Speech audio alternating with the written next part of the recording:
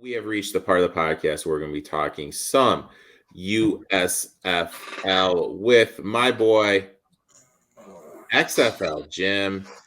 This part of the podcast is brought to you by Royal Retros. Jim, how you doing today, my friend? I'm feeling real good. I got sunburnt to hell, dude. I'm Yeah, getting a big close up of my face right now. I have the sunglasses tan going on right now. I have an insane sock tan going on right now. I thought I was going to die yesterday when I came home. I had the shivers. I lost 8 pounds from the time where I started work, where I came back. It was a lovely day. But we're not here to talk about Jim and I dying in the heat. We're here to talk some USFL. But before we do that, I wanted to bring up the sponsor of this segment and the sponsor of the best alternative football show in the world, Spring Fever, Royal Retros. This is the site. If you guys aren't using this site, you guys are missing out. This is how easy it is. Just click the USFL thing. Let's go down. All right, let's say you want this lovely Showboat shirt. Click on the Showboat shirt. You know what? Size XL. Add to cart. Boom. Thank you. Boom, boom, boom. Add to cart. Click up here on your cart. Boom. And then go to checkout. After going to checkout, enter code SPRING Fever. Bye. Boom, look at that. Boom! Discount for your folks, dude. Nice little discount for your folks. Please make sure you use Spring Fever. That way they know that Jimbo and myself sent you. And it's a great way to get some great vintage XFL, USFL, ABL stuff. I got an Arena League shirt. I cannot wait till it comes in and I can rock that. But we're here to talk some USFL. Real interesting week last week, Jim. Jim, what was your number one takeaway from last week's game, my friends? Number one takeaways, we're already, we have 3 weeks left, Eric. Everyone is still seemingly alive for the playoffs. There's not a team that is dead yet. Which is crazy. There was this rumor going around that you broke on Spring Fever. I don't know if I broke it. Well, you broke it to me, Jimbo. In that okay. That they could be going to a rule where you need a winning record to make the playoffs. I'm against that. I'm like, dude, you're in the freaking divisions for a reason. Don't have divisions if you're not going to honor them. What's your take on it? I just obviously I could definitely see the USFL doing this. They love to fiddle around with rules, especially at the end of the season. We saw it last year with one that I think was universally loved we had the Maulers and the Panthers with the 2 worst records in the league. They were playing each other the last week. Guess what? The winner of that game gets the first pick in the draft. I love a rule like that. It was spontaneous. It was fun. It was cool. This one, I kind of understand why they're doing it because they want the best teams in the playoffs. And specifically, when the South and the North have played each other, a lot of these games have been utter blowouts and not competitive. They want a competitive playoff race. I understand that, but I'm on your side, Eric. If you're going to do that, just don't have divisions. Why are you putting divisions in? You don't have to have divisions in a league with only 8 teams. You don't have to have it. So I agree. I think you could just go top 4, make it in. I don't know if that would make it more interesting or not. I would just scrap the whole idea of divisions if you're going to do that. It's fine to not have divisions when you only have 8 teams. That's totally fine. I'm fine with the XFL not having divisions. I'd be fine with the CFL not having divisions. It's okay with me. But if you're going to have divisions, if you're going to say we have divisions, that should mean something. Honor the divisions. So we're going to be talking about the games. The first game, we have the Gamblers laying the 3 against the Maulers, over under 42.5. What say you, my friend? Oh, my God. So the Maulers, their offense looked better last week. I don't know if that's sustainable for them. Kenji Bahar played a pretty bad game, and the Gamblers still almost beat the Showboats. I'm rolling with the Gamblers here. I think this is still close enough that I'm just going to say, if I'm taking a close spread, if that's the difference between a close spread, I'm going to say South greater than North. Like it's the stats wise, it's not even that comparable throughout the rest of the season. It's insane. I really want to take the Maulers here. I really want to, dude. I mean, I'm looking at it right now. If this gets to 3.5, that's my buy point for the Maulers. Right now, it's going to be a stay away for me. But if this gets to 3.5, I will be on it. Might. I could definitely see it getting to 3.5. Dude, it's a monsoon here right now. It is pouring. I don't know if you can hear it, but it's like a monsoon where I am right now. It's not here yet. Hopefully, I mean, we're going to get rain tomorrow, I bet, and it's just going to ruin my day. Next, we got the Stars getting 6.5 money line plus 195 over under 45.5 against the Stallions. Oh, by the way, in that last game, love the under. Love the under. Of 42.5. Yes, love Stallions, that. Love that. In my mind, are playing a little above their head right now, but so are the Stars. Stars have been playing good. Both teams hot. Both teams hot.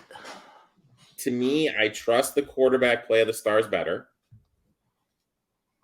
It's hard not to. It's Case Cookus after all. And they seem to be peaking at the right time. And to me, this seems like way too many points. But I go back to the old analogy. The book is not your friend. They're not. And the South, like I'm going to go back to mine. South way better than the North, but that to me only applies to those close spreads. I think if this was under a touchdown, I'd probably be on the Stallions. But the fact that it's 6.5, I'm going to roll with the Stars. I think the way the Stars are playing right now, they can be extremely competitive. I actually also like the over in this game because I think both offenses are better than what both defenses have been showing. I'm going to roll with the Stars plus the 6.5. I think they make it a game. I think they put on a show. And I think they have fun with it. Yeah, I'd lean the Stars. It just seems way too many points. Mm-hmm. To me, it kind of seems like the Michigan and New Jersey game last week. Just too many points. Yeah, and I was on the wrong side of that one, so I want to be on the right side of this one. Next game. And this one seems like a trap to me. Showboats getting 2 against the Generals, plus 105 on the money line. 41 is the over-under. We have no idea what's going on with DeAndre Johnson. He's not playing. He's not playing. I mean, I don't think he plays another down this season. How many points is DeAndre Johnson? So let's say DeAndre Johnson was healthy. Would this be a 3 then? No, it'd probably be the same. Like I think Valletta's like DeAndre Johnson's maybe a half a point. Maybe.